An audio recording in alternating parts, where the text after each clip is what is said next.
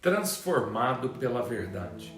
Em Mateus capítulo 4, versículo 4 está escrito: as pessoas precisam mais do que pão para a sua vida. Elas precisam alimentar-se de cada palavra de Deus. A verdade nos transforma. O crescimento espiritual é o processo no qual substituímos as mentiras pelas verdades. Jesus orou: santifica-os na verdade.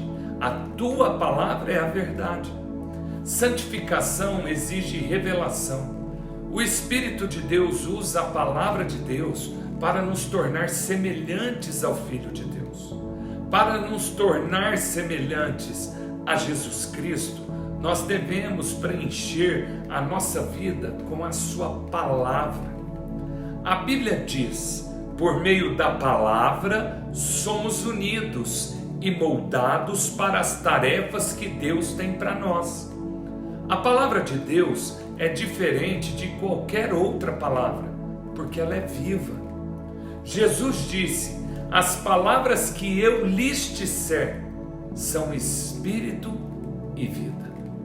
Quando Deus fala, as coisas mudam. Tudo ao nosso redor, toda a criação existe porque Deus disse para existir. Foi pelas palavras que tudo veio a existir. Sem elas, você nem estaria vivo. Tiago observa: Deus decidiu nos dar vida pela palavra da verdade, de modo que sejamos a mais importante de que todas as coisas que Ele fez. A Bíblia é muito mais do que um manual de doutrinas. A palavra de Deus gera vida, cria fé, produz mudança, afugenta o diabo, realiza milagres, cura feridas, edifica o caráter, transforma as circunstâncias, transmite alegria, supera a adversidade, derrota a tentação, infunde esperança, libera poder, limpa nossas mentes, cria as coisas e nos garante um futuro eterno. Não podemos viver sem a palavra de Deus. Nunca subestime o valor dela.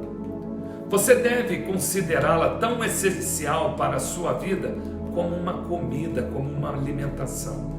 Jó disse: dei-me mais valor às palavras de sua boca do que o meu pão de cada dia.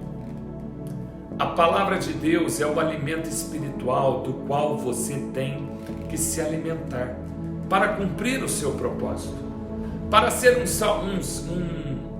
um discípulo saudável de Jesus, alimentar-se da palavra de Deus deve ser a primeira prioridade sua. Jesus chamou isso de permanecer. Ele disse: se vocês permanecerem firmes na minha palavra, verdadeiramente serão meus discípulos. Na vida cotidiana, permanecer na palavra de Deus inclui 3 atividades. Primeiro, devo aceitar a sua autoridade. A Bíblia deve se tornar o critério definitivo para a minha vida. A bússola na qual eu confio para saber a direção. O conselho a que dou ouvidos para tomar decisões sábias e o parâmetro que utilizo para avaliar todas as coisas. A Bíblia deve sempre ter a primeira e a última palavra na minha vida. Muitos de nossos problemas ocorrem porque baseamos as nossas escolhas em critérios duvidosos, como a cultura, por exemplo. Todos estão fazendo isso. Como a tradição, nós sempre fizemos isso. Ou a razão, isso me parece lógico. Mas tem também a emoção, me parece a coisa certa a ser feita. Todos esses critérios foram corrompidos pela entrada do pecado neste mundo. O que precisamos é de ter um critério perfeito, que nunca nos leve à direção errada. E somente a palavra de Deus supre essa necessidade. A decisão mais importante que você pode tomar hoje é definir o critério definitivo para toda a sua vida. decida que, independentemente de cultura, tradição, razão ou emoção, você escolhe a Bíblia como autoridade definitiva em sua vida. Estabeleça que, antes de tudo, você vai perguntar o que a Bíblia diz a respeito disso e depois tome a sua decisão. Determine que, quando Deus mandar fazer alguma coisa, você confiará em sua palavra e seguirá em frente, quer faça sentido para você, quer não, independente da sua vontade. A segunda atividade: devo assimilar a sua verdade. Não basta acreditar na Bíblia, devo preencher a minha mente com ela, de forma que o Espírito Santo possa me transformar com a verdade. Existem 5 maneiras de fazer isso, e você pode recebê-la, lê-la, pesquisá-la, relembrá-la e refletir sobre ela.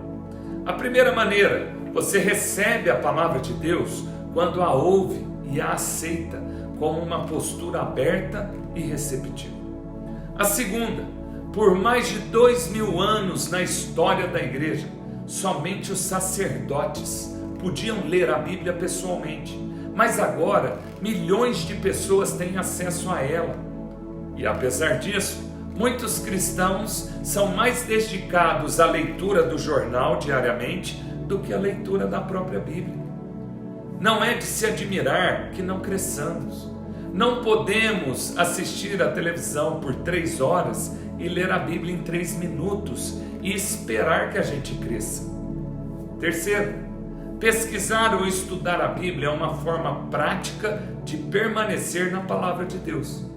A diferença entre ler e estudar a Bíblia está em 2 exercícios que adicionam à sua leitura: fazer perguntas sobre o texto e anotar as suas impressões. Você não estudou realmente a Bíblia se você não escreveu seus pensamentos em um papel ou até mesmo no seu computador. A quarta maneira de permanecer na palavra de Deus é relembrá-la. A capacidade de lembrar é um dom de Deus. Você pode pensar que tem memória fraca, mas na verdade é que há milhões de ideias, aliás, existem milhões de ideias, verdades, fatos e imagens memorizados. Você só lembra o que é importante para você. Se a palavra de Deus é importante, você usará o seu tempo para relembrá-la. A quinta maneira de permanecer na palavra de Deus é refletir sobre ela, o que a Bíblia chama de meditação.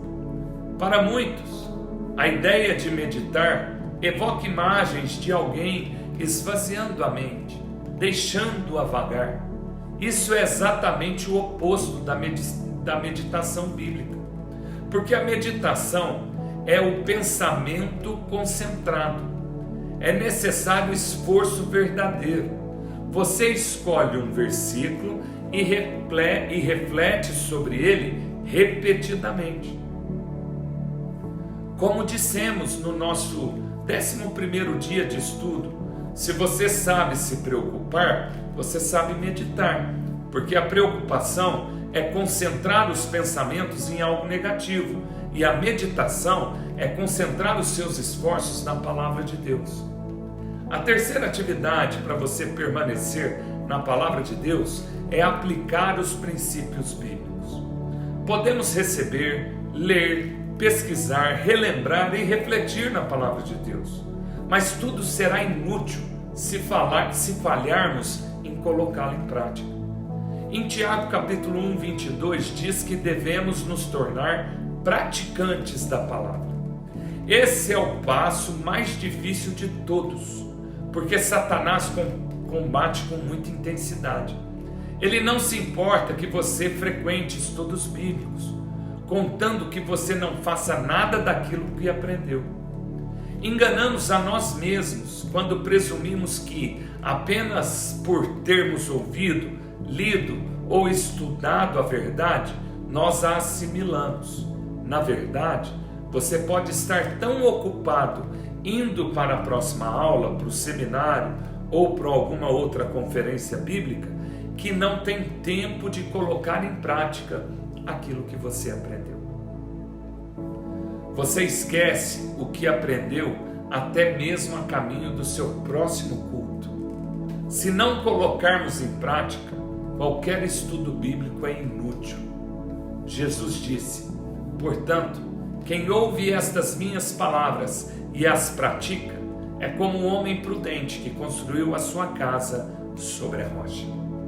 Jesus também destacou que as bênçãos de Deus vêm de obedecer à verdade, e não apenas de conhecê-lo. Ele disse: agora que vocês sabem estas coisas, felizes serão se as praticarem. Outra razão que nos faz evitar a aplicação pessoal da palavra de Deus é a possibilidade de isso ser difícil ou mesmo doloroso. A verdade irá libertá-lo, mas a princípio poderá deixá-lo infeliz. A palavra de Deus expõe nossas motivações, aponta as nossas faltas, repreende o nosso pecado e espera que nos transformemos. Faz parte da natureza humana resistir a mudanças. Então, aplicar a palavra de Deus é uma tarefa difícil. Guarde muito bem isso que vou te dizer. A Bíblia não foi dada para aumentar o nosso conhecimento, mas para mudar a nossa vida. Que Deus te abençoe, em nome de Jesus.